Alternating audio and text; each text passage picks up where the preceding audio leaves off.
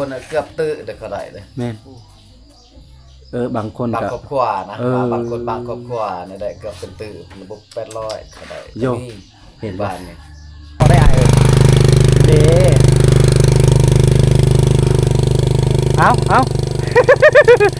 กราบทักทายสบายดีพ่อแม่พี่น้องและสวัสดีทุกท่านนะมื้อนี้เฮาก็เยี่ยมรับชมวิถีชีวิตเขตชนบทในหมู่บ้านที่บ้านหนึ่งที่อยู่บนยอดเขาเราจะมาเบิ่งวิถีชีวิตของชาวบ้านเฮาพากันทำอะไรนะอาชีพของชาวบ้านจะมีอย่างแน่นะไปเราไปนำกันเลยเด้อทุกคนไปเมืองวะโอ้บ้านเฮาเสร็จบ้านอายุนบ่โอ้ตังโน่งเขาเจ้าไปเมืองไหมทุกคนเอาไปขึ้นแล้วเขาพาครอบครัวเขาขึ้นเมืองคนละพี่น้องนี่เป็นพี่น้องเขาเนาะอันนี้อีกโซนหนึ่งที่หมู่บ้านในชนบทแท้จริงบ้านเขาจะขึ้นกับบ้านอายุนบอนนี้เป็นบอนหนึ่งที่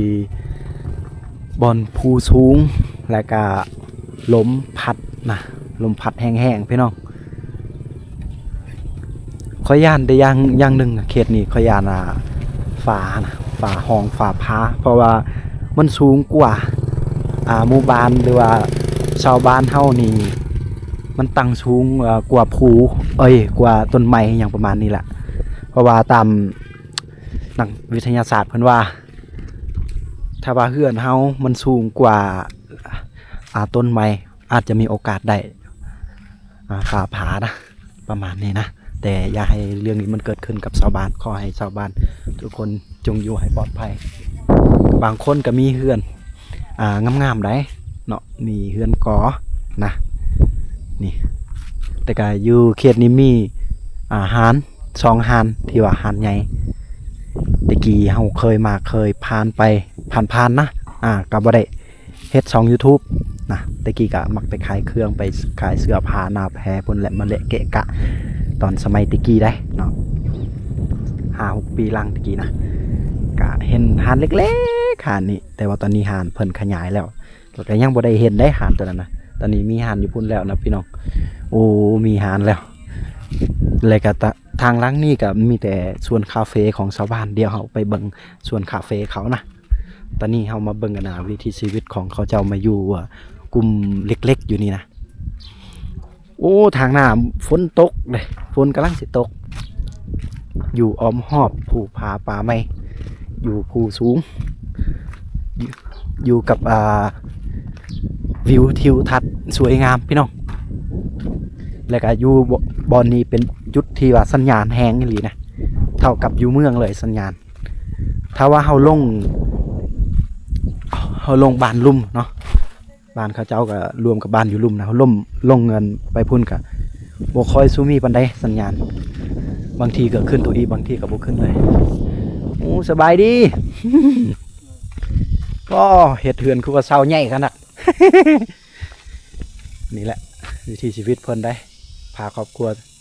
ทำบ้านหรือว่าสร้างบ้านบนภูสูงเฮาต้องก่อให้มันแน่นๆจึงสิได้ทุกคนบ่ค่อยสู้เห็นได้คือชนบทเมืองสมวยกับเมืองตะโอยนี่ย่องไว้นะเสานี่ย่องไว้เทิงหินนี่แต่ว่าส่วนทางนี่โอ้เฮ็ดได้ในแบบนั้นบ่ได้เลยพายุแห้งเขตนี้ต้องได้ทอกเสานะนี่ต้องได้ใส่ปูนแน่นะนี่ ลูกเพิ่นเนาะลูกก็ช่วยพ่อช่วยแม่เด้ว่าให้แจ็คนี่หันเครื่องให้มันจับตัวน่ะเพิ่นกันแล้วมาแจ็คโอ้ดึงครับบ่เป็นนี่เนาะผู้หญิงก็ขึ้นเป็นเว้ยเพิ่นกล้าพี่น้องเนาะแม่ยิ่งแต่เพิ่นกล้าความสูงในการขึ้นอันนี้แหละคือวิถีชีวิตของชาวบ้านเฮาในการช่วยเวียกงานนะช่วยครอบครัวช่วยประมาณนี้นะ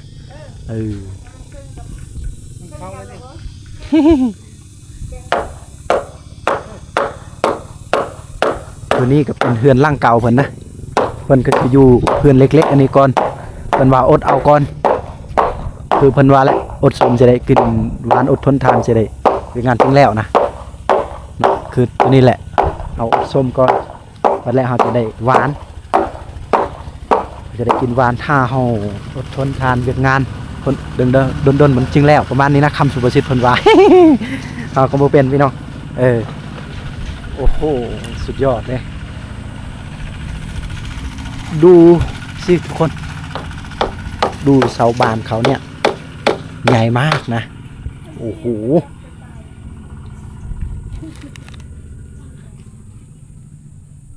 ระวังเด้อ ระมัดระวังโอ้เด็กน้อยก็ตอกได้ส่วนคมนี่ทาตอกนี่ไปทางไม้ได้ทุกคน ต้องชำนาญในการตอกตะปูได้ถ้าโบชำนาญนี่ไม้ตัวนี้น่าจะแน่นและก็แข็งๆนะตอกในตะปูนี่คดเคี้ยวได้โอ้ชำนาญนะลี่น้องสุดยอด ตั้งชำนาญนะลี่คนตอกนะโอ้ทีนี้ก็สูงเนาะโอ้โธ่เนาะนี้วิวธรรมชาติเพิ่นทางนี้อยู่กับภูผาสูงนี่เนาะทางพุ่นมีฝนกำลังตกทุกคนก็สิเห็นเมฆพุ่นลอยลงโอ้โหฝนกำลังตกแล้วทุกคนสิเอายังบ่เด้มาสิเก็บซอยโอ้คิดว่าสิลงเอาอีหยังบ่มาสิเอาให้นี่เพราะว่าน้องเพิ่นลงได้สิลงเอามีดเอาผ้านี่ให้อ้ายนี่บ่มาทุกคนสิช่วยชาวบ้านเพิ่นหน่อยนึงนะ อ้าวเดี๋ยวเป็นยังสุดท้ายเราก็ขึ้นได้ กระโดดกันโอ้มีแต่3 คนเขาได้มีแต่3 คนเฮาเนาะเฮ็ดนี่ นี่แหละมีแต่3 คนเขาเบิ่งเสานี่เขาตอนยกเสานี่คือสิหลายคนเนาะ3-4 คนโอ้เอารถจกนี่ช่วยได้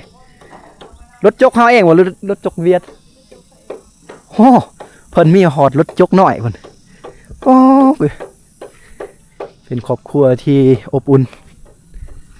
เพิ่นมีรถจกปกติได้เคนี้เขาเฮ็ดคาเฟ่ไลน์ก็ไล่ฮับก็พอได้อยู่แล้ว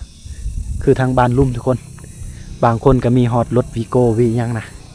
รีโวอีหยังประมาณนี้แหละโอ้ถือว่าโอเคแหละสุดยอดประมาณ 3-4 คนนี่เพิ่นว่าเพิ่นยกเสาตัวนี้โอ้บัดแล้วประกอบหลังคาบ่ประกอบโครงห้างมันก็มีแต่3 คนเขานี่สวยกันเนาะถือว่าในหมู่บ้านเฮาก็ยังมีไม่ในการสร้างบ้านก็ส่วนน้อยที่ต้องได้ไปซื้อปูนไปซื้อทรายไปซื้อเหล็กในการก่อสร้างอาจจะแพงกว่าแต่ว่าการหาไม้แบบนี้ก็สิประหยัดงบแน่แล้วก็แล้วแต่มักเลยก็ประมาณนี้นะทุกคนบางคนก็มักก็บางคนก็มักเคลื่อนไม้แบบดั้งเดิมเขานะตามเบิ่งกับเพิ่นก็สิเฮ็ดแบบเคลื่อนดั้งเดิมได้เนาะอันนี้เฮาหับสมอ้อมหอบเขตนี้ก่อนหมู่บ้านเฮาก็บ่พอเท่าใดครอบครัวนึงได้อยู่ยอดภูเขาสูงสุดนี่ลุ่มหัน1 ครอบครัวเนาะแล้วก็ตัวนี้2ประมาณ 5-6 ครอบครัวหรือ8 ครอบครัวนี่ล่ะอยู่นี่โอ้เสียงนกกระดกนี่แหละทุกคนชวนคาเฟ่ซาวาดอันนี้เป็นคาเฟ่กาติมอเรียบไปนี่บัดแล้วอนาคตเพิ่นก็สิปลูกกาแฟเบิดตามนี้ได้เนาะเฮาคิดว่าบางทีเพิ่นก็สิบ่ปลูกนะนี่ทางพุ่นก็มีแต่ส่วนคาเฟ่เขาใช้รถซิงในการแกะการต่างคาเฟ่เขาเดี๋ยวเขากลับมาทางนี้อีก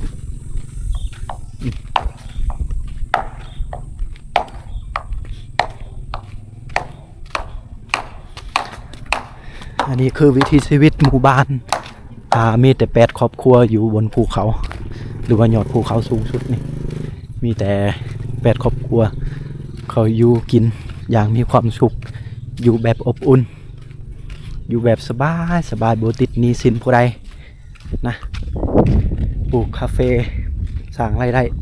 ตัวนี้เป็นบอนที่โฮงซีเปลือกคาเฟ่ได้ตัวนี้เป็นเปลือกคาเฟ่หมดเพิ่นสีได้แล้วบัดนี้ได้แต่ในมันแท้ๆแต่คาเฟ่อันเขาทรงเวียดได้เขาซื้อสูงเนาะราคาก็เท่าใดบ่เด้ตัวเขาขายแบบหมักดิบราคา28,000บ่หรือว่า30,000 กีบประมาณนี้ได้ทางนี้ก็เป็นสวนคาเฟ่เบิดได้ตัวนี้เบียร์เพิ่นกาตัวนี้บ่ค่อยงามปานใดเบียร์ตัวนี้เนาะนี่ตัวบ่งามเพิ่นเลือกปะต่างหากเพราะบ่งามแล้วพี่น้องบางทีเพิ่นก็สิบ่ปลูกเลยนะเพิ่นสิทิ่มหรือว่ายังเอาเพราะว่านี่เบิ่งนี่จากใบนี่เนาะมันมีเขาเอิ้นมะเร็งบ่มึงก็บ่ฮู้เนาะขออภัยพี่น้องเรื่องนี้เฮาบ่ฮู้เรื่องการเกษตรนี่กาแฟในกระถางนี่ก็มีแต่สวนคาเฟ่เบิดพี่น้องเอ้ยโอ้โหนี่คาเฟ่นี่เป็นคาเฟ่กาติหมอเด้หมากนี่เขาเอิ้นหมากเขียวเพื่อหน้าคมไปแล้วคมสิหาซื้อหมากมันโตที่เขาซีแล้วนี่มันกำลังเป็นได้นี่โอ้กำลังเป็นหมากน้อยๆเนาะอีก2-3 เดือนข้างหน้านี่สิได้เก็บเกี่ยวแล้วถ้าเก็บอันนี้ก็บ่ถึงเนาะตัวนี้สิได้เก็บเกี่ยวก่อนแหละนี่ผมบ่เคยปลูกคาเฟ่แต่ก็เบิ่งก็ประมาณเอาอีก 2-3 เดือนก็สิเก็บได้เลยเป็นกาแฟเตี้ยๆนี่นะกาแฟกาเตมอนี่แค่นี้ทุกคนนี่ เพียงเอิกเนาะก็สิเก็บเกี่ยวได้เฮาบ่เจ็บแบบบ่ต้องใส่คันไดนะกาแฟนี่ทุกคนก็สิฮู้ดีเนาะกาแฟนี่เฮาบ่ต้องใส่คันไดในการขึ้นแต่อันนี้เฮาก้มเอาเลยก็หูดเอาเลยก็เก็บเอานี่อันนี้แหละเป็นอาชีพที่ว่าสร้างรายได้ให้ชาวบ้านเฮาเป็นอาชีพรายรับเฮาอาชีพเสริมทางบ้านเฮานี่ก็มีแต่กันเฮ็ดนาอาชีพเฮาน่ะและก็ปลูกคาเฟ่พี่น้องเฮาได้ยินชาวบ้านเพิ่นเว้าเนาะการปลูกคาเฟ่นี่บางครอบครัวนี่ปีนึงรายรับก็บ่ต่ำกว่าต่ำสุดเลยปีนึงก็ประมาณ100 ล้านกีบคนที่แบบบ่มีอเลียรอเลยความหมายก็คือบ่มีสวนบ่ค่อยหลายปานใดหรือว่าหากระปลูกใหม่ๆนี่ต่ำสุด100 ล้านเป็น100 ล้านกีบนะทุกคนแต่บ่ฮู้ว่าเงินบาทมันถึกจักเท่าใดวะแสนบาทก็เท่ากับเท่าใดวะ60 ปลายล้านเนาะ60 ปลายล้านประมาณแสนกว่าเนาะประมาณแสนกว่านี่ล่ะกะว่า เฮาก็บ่ฮู้คือกันนะทุกคนนี่ทางมันนี่ก็เข้าไปสวนคาเฟ่เขาหมดมาโอ้โหเต็มหมดอันนี้ปลูกคาเฟ่เยอะนะทางนี้ก็คาเฟ่ทางนั้นเลยเป็นรายรับดีให้ชาวบ้านเราเขตนี้ไม่ยากจนก็พอใช้ได้นะกาแฟยังก็พอใช้ได้ชาวบ้านเรามีรายรับโอ้อันนี้เป็นไม้ อันนี้ไม้นะลักหัวเพิ่นเฮ็ดอันออมหัวคาเฟ่ได้เนาะโอ้คุณก็มีหมู่บ้านอีกได้ทุกคนโอ้โหหลังเล็กๆคุณเราไม่ทราบว่าจะครอบครัวเนาะเห็นแต่สังกะสีขาวๆนี่ได้นี่เอาลักหัวบ่ โอ้ไปได้อีกบ่นี่หลักหัวเพิ่นได้สิเอาหัวโอ้ค่อยๆได้ สิไปได้บ่นี่เอาบึ้นทุกคนระวังยกล้อได้ไอ้เด้เอา นี่เพิ่นเก็บ ลักหัวสวนนี่ทางนี้ก็มีแต่สวนลงลุมพูนมีแต่สวนคาเฟ่เบิดโอ้อยากได้ดินหลายๆแบบนี้มาปลูกคาเฟ่ปลูกสวนคาเฟ่แบบนี้นะเพราะว่าบ้านคมบ่มีดินทุกคนคู่มือนี่คมก็ยังแม้แต่ตอนหนึงก็ยังบ่มีได้เพราะว่าอยู่น้ำพ่อน้ำแม่เลยก็พ่อแม่ก็บ่มีดินนะเพราะว่าอยู่เมืองสมุยเฮาดินมันคับแคบนะถ้าทุกคนเบิ่งคลิปคมเคยปล่อยบ้านเกิดคมเผากระโดเลยถ้าทุกคนสิเขียนว่าบ้านเกิดเมืองนอนคมเผากระโดก็สิขึ้นเลยคมบ่มีดินมีแต่ดินพ่อแม่เล็กๆนะก็สีปลูกคาเฟ่ก็ยากคือเขาแบบนี้แล้วก็ไอ้น้อง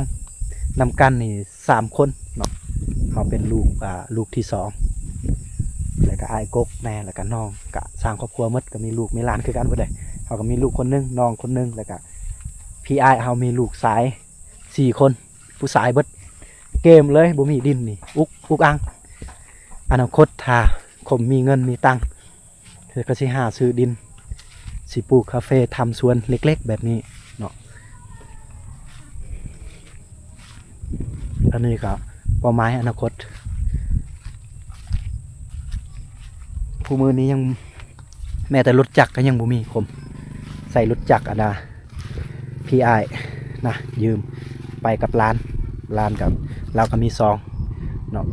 เบาจางวิธีชนบทโอ้เพิ่นไปเอาลักหัวอีกได้เนาะนี่ทางนี้ก็มีที่คาเฟ่หมดรายหับดีทางนี้นะคอยได้ยินชาวบ้านเพิ่นว่า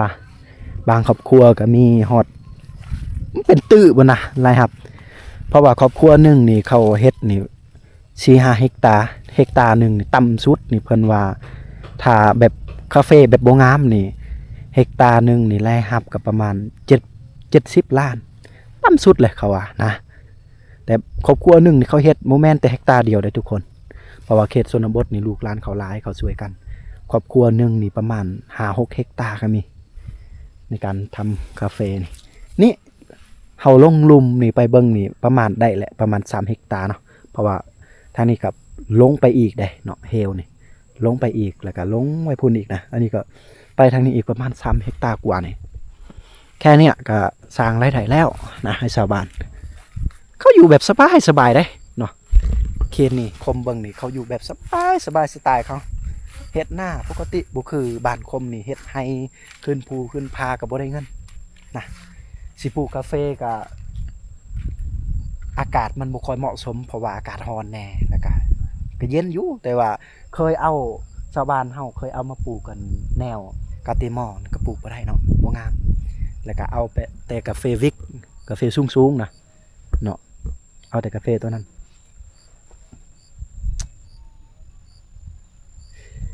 โอ้โหอยากคักอยากอยู่เขตนี้เด้เห็นบ่บางคนก็สิมีรถใหญ่เนาะรถกระบะรถอีหยังนี่ก็บ่ฮู้นะบางคนก็สิมีรถจกใส่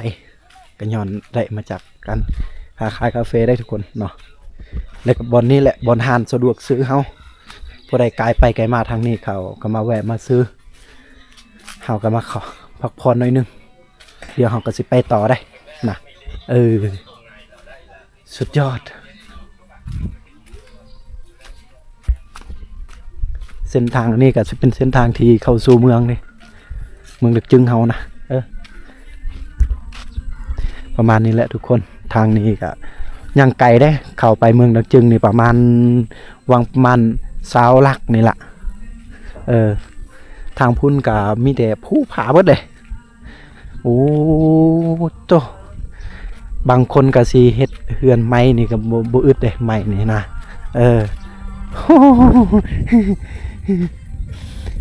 สุดยอดเนาะฟังเพลงไปนำเนาะ มันก็สุดยอดเท่านั้นแหละเนี่ยโอ้กำลังกาเบียร์คาเฟ่บ่โอ้กำลังกาเบียร์คาเฟ่บ่หรือว่าทำอะไรเข้าไปเบิ่งได้บ่นี่ทุกคนเพิ่นกำลังสิกาเบียร์คาเฟ่นี่กำลังเอาดินใส่ได้เนาะนี่เพิ่นใส่ดินนี่นะใส่ถุงยางให้เนาะนี่ ตัวนี้ได้จากเดือนเลยอะกาได้ช่องทิศแหละโอ้กาได้ช่องทิศแล้วทุกคนนี่โอ้เพิ่นกาได้ช่องอาทิตย์แล้วตัวนี้เนาะนี่เนาะ ตามที่เป็นไปได้ตามที่ ตัวนี้อะ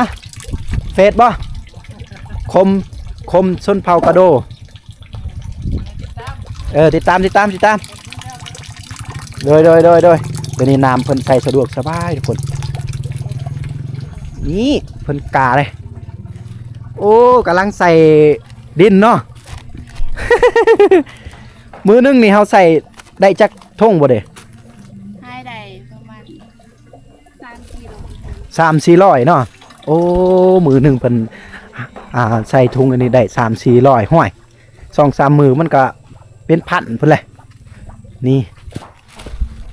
แหละวิธีชีวิตเฮาอาชีพเฮาพี่น้อง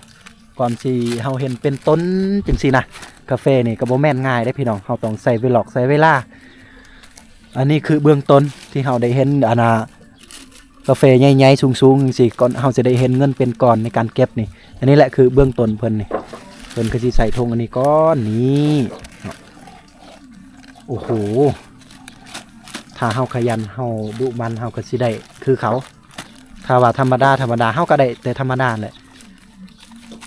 นี่แหละคมว่าอยากได้ดินจากตอนหนึงอยู่บ้านแล้วก็มาทำแบบเนี้ยแต่จริงคมก็อยากปลูกแห้งพี่น้องก็บ่มีดินทางบ้านเฮาบ่มีดินเนาะดินมันคับแคบแน่นี่เพิ่นก็สิเอาดินอยู่ตอนหน้าเฮือนนี่แหละบ่อนนี้ก็จะเป็นขอกเป็ดขอกไก่เนาะ เพิ่นก็สิเลี้ยงเป็ดเลี้ยงไก่อยู่นี่แหละก็เฮ็ดให้ขี้เป็ดขี้ไก่ขออภัยทุกคนว่าบ่สุภาพเนาะมีขี้เป็ดขี้ไก่แล้วก็มันเป็นปุ๋ยเลยได้นี่บางทีก็เพิ่นก็สิเลี้ยงหมูแน่เนาะแล้วก็เพิ่นก็สิตักดินตัวนี้แหละมาเฮ็ดปุ๋ยอันนี้คือปุ๋ยธรรมชาติเลยบ่ต้องได้เชียเงินไปซื้ออยู่เมืองพุ่นนะนี่เราก็มาเบิ่งทางนี้ก่อนอันนี้ขอกเป็ด ขอกเป็ดทุกคนคือว่าแหละนี่แล้วก็เพิ่นก็สิขุดเอาดินตัวใดที่ว่าเบิ่งเหมือนปุ๋ยงามๆนี่ทางนี้ก็มีน้ำสะดวกสบายเลยใส่โอ้ทางพุ่นก็มีบ้านอีกได้คือว่าแหละทุกคนเนาะเห็นแต่ลังสังกะสีเพิ่นนี่ เอาตามสบายนะกำลังเป็นมากนี่โอ้โหบ่ปีนึงนี่เฮาเก็บได้เท่าได้บ่ได้เวลาเฮาค้าขายนี่คาเฟ่นี่ปีนึงเท่าไหร่ ไปหาขึ้นมาอยู่ปี หาก็ขึ้นมาอยู่เอาตะกี้บ้านเฮาอยู่ไสเด้อ ทับแดง ท่าแต้งบ้านห้วยทราย แม่ โอ้บ้านว่าคอยหูเชย บ่ห้วยทรายเฮาก็เคยไปถ่ายทำไปถ่ายคอนเทนต์แค่นั้นเพิ่นหาก็มาอยู่ปีนี้เลยก็เลยได้ฮีพรในการเฮ็ดนะนี่เพราะว่าดินอยู่นี่เขตตะกี้ก็เป็นบ้านเขาอยู่แหละทุกคนแต่ว่าเขาย้ายไปอยู่ท่าแตงคิดว่า